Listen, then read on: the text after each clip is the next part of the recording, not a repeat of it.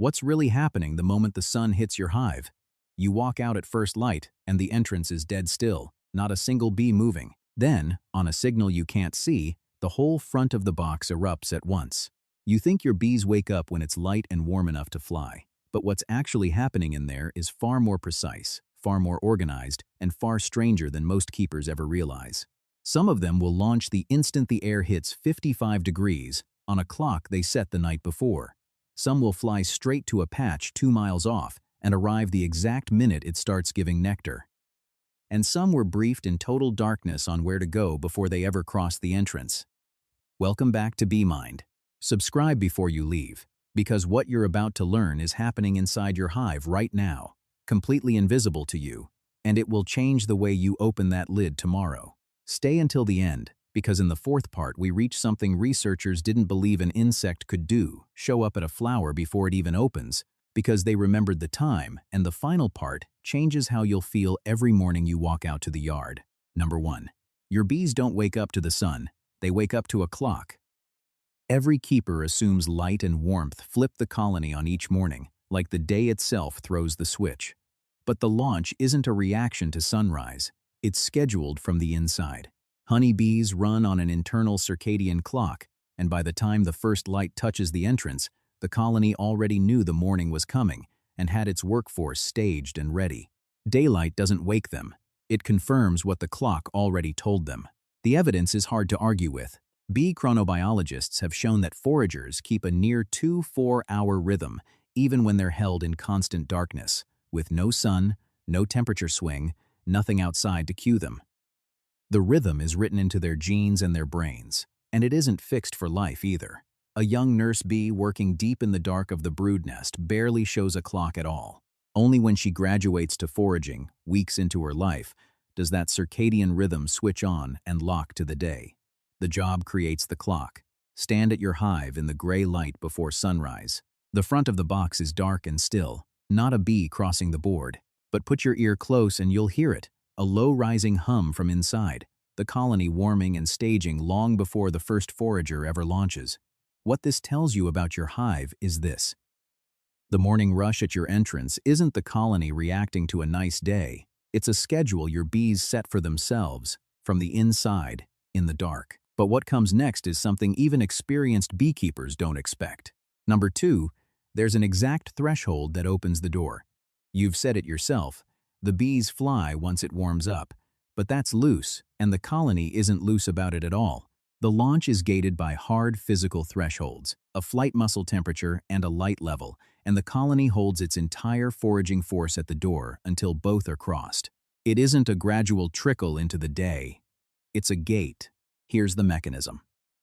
A honeybee's flight muscles won't function properly until they reach around 95 degrees Fahrenheit, the very same temperature the colony holds the brood nest at, 34 to 35 Celsius. On a cool morning, the outside air is nowhere near that. So before a forager can fly, she has to warm her own flight muscles by shivering them in place, and the air itself has to cooperate. Most foragers won't commit to flight until it's roughly 55 degrees outside. Below that, they stay in, they shiver, they wait. The colony simply will not spend bees into air too cold to fly home from. Walk out on a cool morning and watch the landing board. The guards are already pacing. Foragers are massed just inside the entrance, facing out, waiting. And the moment the sun clears your tree line and the air lifts those last few degrees, the first cleansing flights and orientation loops begin, and the gate swings open. What this tells you about your hive is this. A quiet entrance on a cold morning isn't a weak colony or a problem to fix. It's a colony holding at the threshold, waiting for its own green light. Next section is the part that changes how you'll read your own hive. Number 3. The morning briefing happens in the dark, before anyone flies. Picture your foragers heading out at dawn to hunt for flowers, fanning across the countryside, searching. That's the image most keepers carry, but most of those bees aren't searching at all. They've already been told. Down in the dark of the hive, before a single one crosses the entrance, returning scouts are dancing on the comb, handing out precise directions to sisters who then fly out with an address already in mind. This is the Waggle dance, and it's one of the great discoveries in all of biology. Carl von Frisch decoded it and earned a Nobel Prize for it in 1973. A scout runs a tight figure-8 on the vertical comb, and the angle of her waggle run, measured off straight up, encodes the direction to the food as an angle to the sun. The length of that run encodes the distance. She's telling them which way to fly and how far in the pitch dark, referencing a sun that hasn't even risen where she's dancing. And it pays off in range. A single forager will work 50 to 100 flowers in one trip across a foraging radius of 2 to 3 miles, sometimes stretching to 5. Crouch by the entrance at first light and watch the opening wave leave. They don't hesitate. They don't circle, lost, looking for a heading. They lift off and drive in a direction, fast and certain, because they were handed the coordinates in the dark. What this tells you about your hive is this. The traffic pouring out your entrance was organized before sunrise. Every bee in that stream already has an address. Stay with me here, because this one is going to feel remarkable.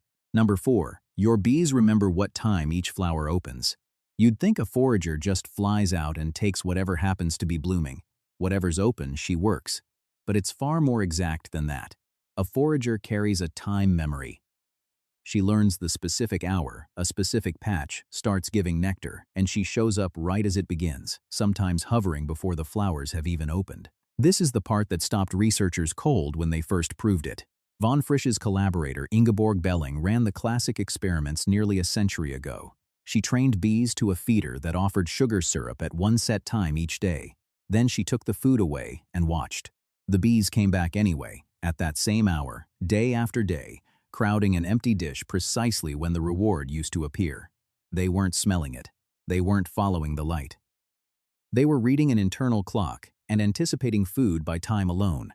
A brain smaller than a grass seed, keeping an appointment. Think about what that means in your own yard. A stand of clover that flows mid-morning, a linden that gives in the afternoon, and your foragers already circling as the first blossoms loosen. The entrance surging at the same hour every single day, matched to fields you can't even see from the hive. What this tells you about your hive is this. Your colony isn't just reacting to the day as it comes. It's predicting it, down to the hour and down to the field. And then there are the colonies that do the opposite. Number 5. The morning traffic is telling you everything, if you'll read it. Most keepers open a hive whenever it suits them, whenever there's a free hour in the day. But the colony hands you a reading every single morning. And the smartest time to inspect, along with the fastest way to judge a colony's health, is written right there in the flight pattern at the entrance. You don't always have to crack the box to know how they're doing. Learn to read the board. By mid-morning on a good day, a strong colony is running heavy, purposeful traffic.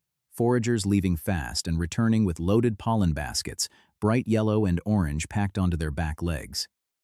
That incoming pollen is one of the clearest signs you have that the colony is queen-right and raising brood, because pollen is baby food. A booming summer colony of 40,000 to 60,000 bees can put thousands of foragers in the air on a single strong day.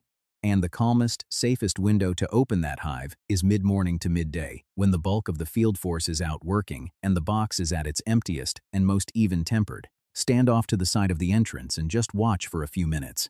Count the pollen coming in. Notice the young bees hovering and facing the hive on their first orientation flights. Let all of it tell you whether today is even a day worth opening. What this tells you about your hive is this. You can read a colony's health from 10 feet away before you ever touch a frame if you learn to watch the morning. Number 6. The morning you finally see the whole thing at once. I've saved this one for last because it belongs last. Everything before this was mechanism. Clocks and thresholds, waggle dances, time memory, the machinery of a colony that runs on a schedule. This part isn't about the machinery. It's about what it feels like to stand in front of it. We call it a hive waking up. But nothing in there wakes, not the way you do. There's no single mind stirring, no bee giving the order. What's actually happening is stranger and bigger than that. Tens of thousands of separate lives, each following simple rules, snapping into one coordinated body on a shared signal. No manager, no command. And out of that comes a thing that keeps time, navigates by the sun, and briefs a workforce in the dark, all acting as one. You know the morning, you've stood in it. You walk out with your coffee in the gray light, and the hive is quiet, the entrance still. You wait, and then it happens, all at once, like a held breath, let go. The front of the box erupts. A column of foragers lifts off the board and climbs into the first sun over the trees, thousands of them, pouring out in a single direction. And the hum rises to that bright working pitch, and the smell of warming wax and nectar drifts off the entrance. One moment, nothing. The next, a river of bees. Let me be careful here, because you deserve precision, not sentiment. I'm not going to tell you the colony feels the morning, or greets the sun the way you do with your cup in your hand. The science doesn't show that, but it hasn't shown it's just cold reflex either. What it shows is timing and memory, and a coordination so precise that thousands of individuals move as a single organism, right in front of you, on schedule, every clear day. Call it what you want. It's enough to stop you where you stand. So, sit with this. Every ordinary morning at your hive is one body coming fully alive in front of you, and you are the reason it's alive to do it. The mite treatments you timed, the stores you left on in the fall, the queen you kept laying, all of it so this colony could survive to meet another sunrise and pour itself out into the day. You are not sentimental for standing there watching them launch. You are not wasting time, and you are not alone in it either.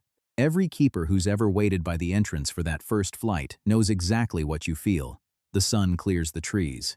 The entrance erupts right on the clock they set in the dark, and you finally see it for what it is, not a box of insects that happen to wake up. One body, breathing, catching the light, launching itself into a morning it only lives to see because you carried it this far. You built the year that got them here. Now you know what you're really standing over. Go watch the next sunrise like it. The colony that erupts into the sunrise only gets there if someone carried it through the year, and that someone is you. Here's your next step. I put everything a first-year beekeeper needs into one short guide. The 7 steps to getting started keeping bees. It's the exact order to follow, from deciding if bees are right for you, all the way to carrying your first colony through winter alive. No fluff, no 400 pages of conflicting advice, just the path. It comes with the starter shopping list, the feeding chart, and a first-year calendar, so you always know what to do next.